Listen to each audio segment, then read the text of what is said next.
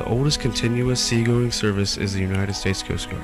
It operates under the Department of Homeland Security during peacetime and can be transferred to the Department of the Navy by the President or Congress during time of war.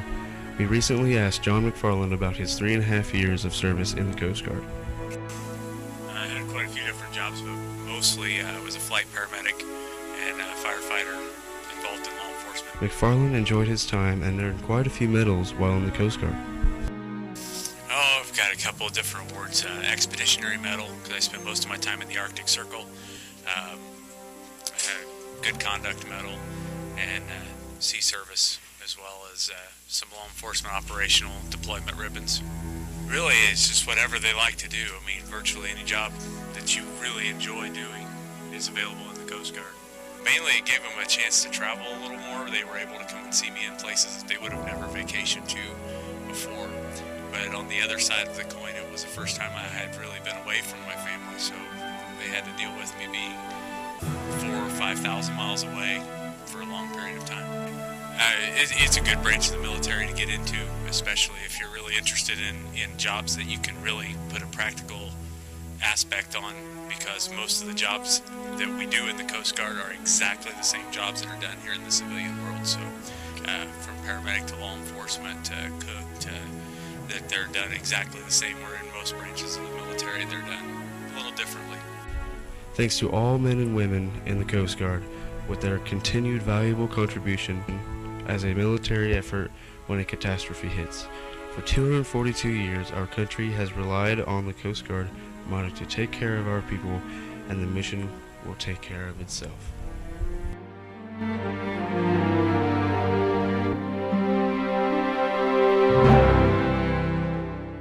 I just want to say thank you to all the veterans who have served for our country, and I want to give a special shout out to my brother who's currently serving. His name's Josh Jasinski, and he's an infantryman. So thank you to everybody who's served. I'm Jenna Barber, and I want to say thanks to all the war veterans and give a special shout out to my grandpa Glenn, my dad Glenn in the Air Force, and my cousin Brian, he's in the Air Force. No, I'd just like to say thank you to all the veterans. I don't have anyone special that's serving, but just thanks. I'm Skylar, and I would just like to say thank you to all the veterans. Thanks to all the veterans.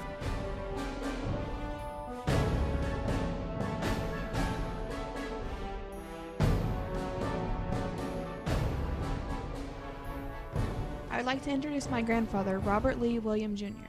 He served in the Army in the 1st Infantry from October of 1608 to December of 69.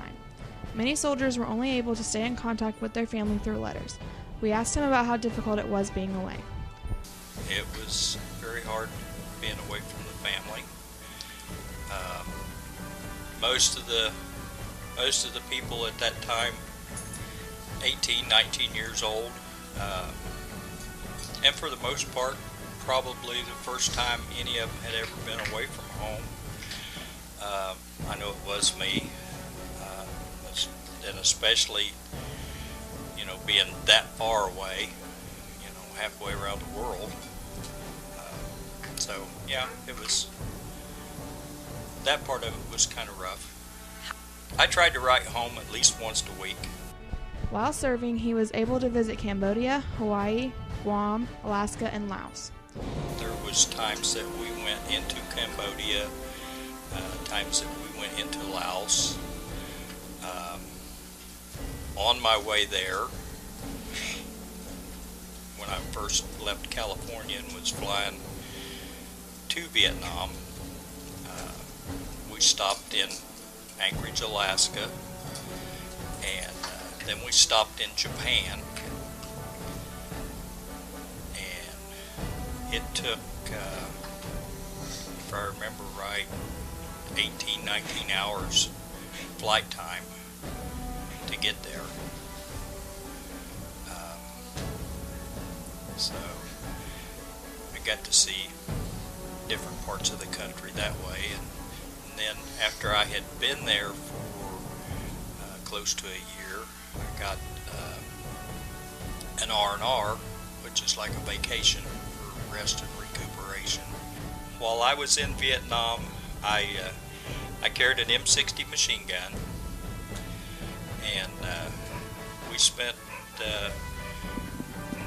most of our time in the field, or jungle, if you will. I would like to thank my grandfather and all the other men and women that served in the Vietnam War.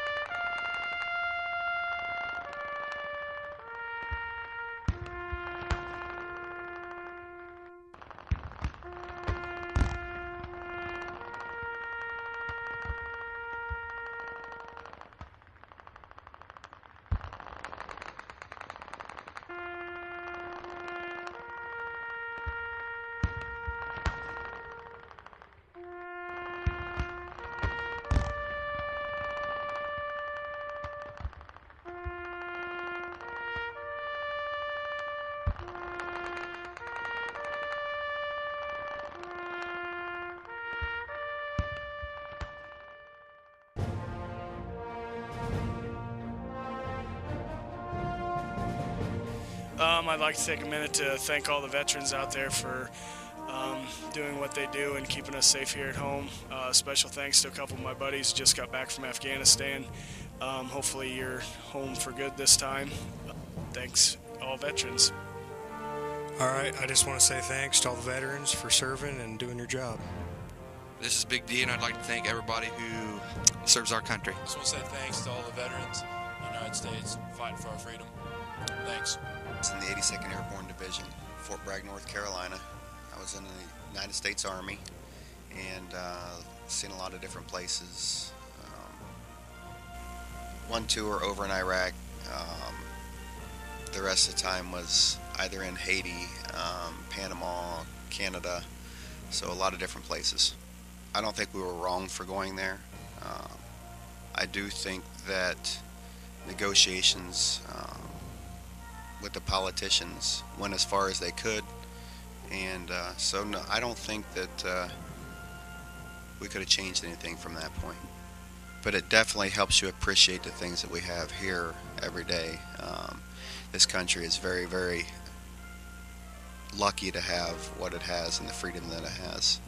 So in the end, basically that's what it's all about, is living in a country, having a military that can provide for the country the freedom to do just what we're doing today.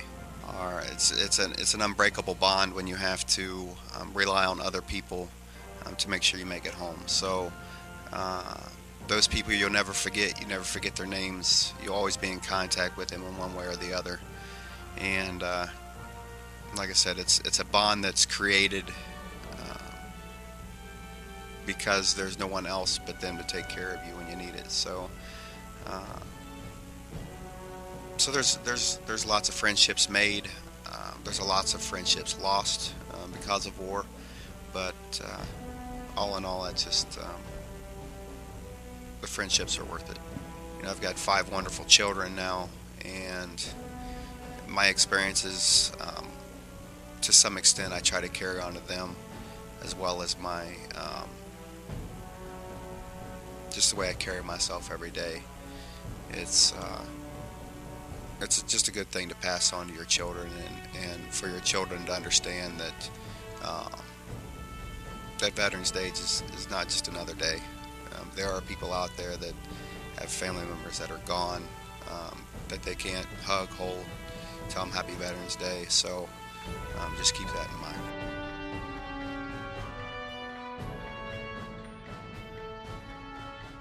I worked with Afghan teachers and Afghan school principals and professors and helped them reinvigorate their educational institutions for a long-term stability in that country. A particular Afghan student named Rahim Hadi and I became very close friends, and I worked with him to help provide training for teachers and schools in host province Afghanistan. There were terror attacks on a smaller scale in 2 embassies in Africa, a terrorist attack on the USS Cole in the Mediterranean, so there were definitely signals that although we might not have been at war with Al-Qaeda was certainly at war with us. And knowing how to connect those dots sooner might have prevented it to the extent we could have taken bin Laden out earlier. And that was attempted, of course, but he eluded some initial strikes by cruise missile on his compounds. But at this point, I think we've done all we can do in that particular region, and time will tell if there's any long-term stability or not. We did the best we could while we were there and made a lot of progress in the province I was in. So I think I'm pretty happy with the participation that I had.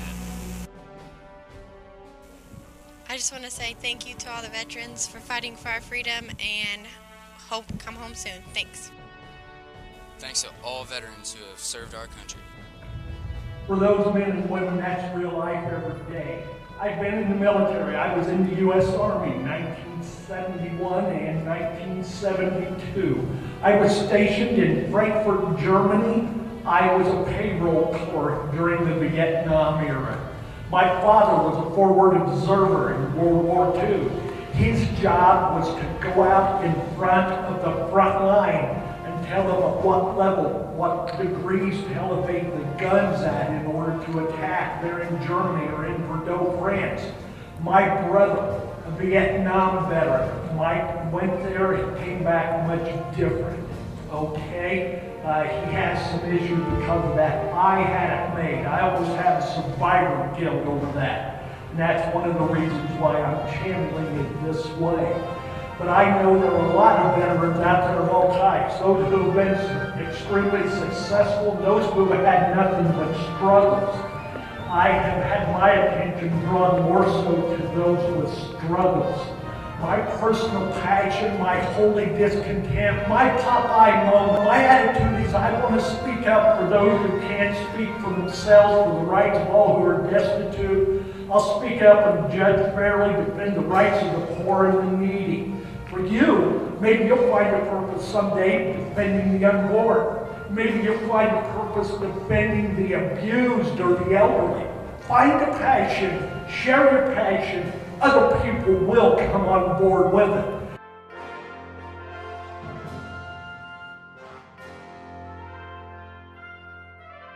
Because my country was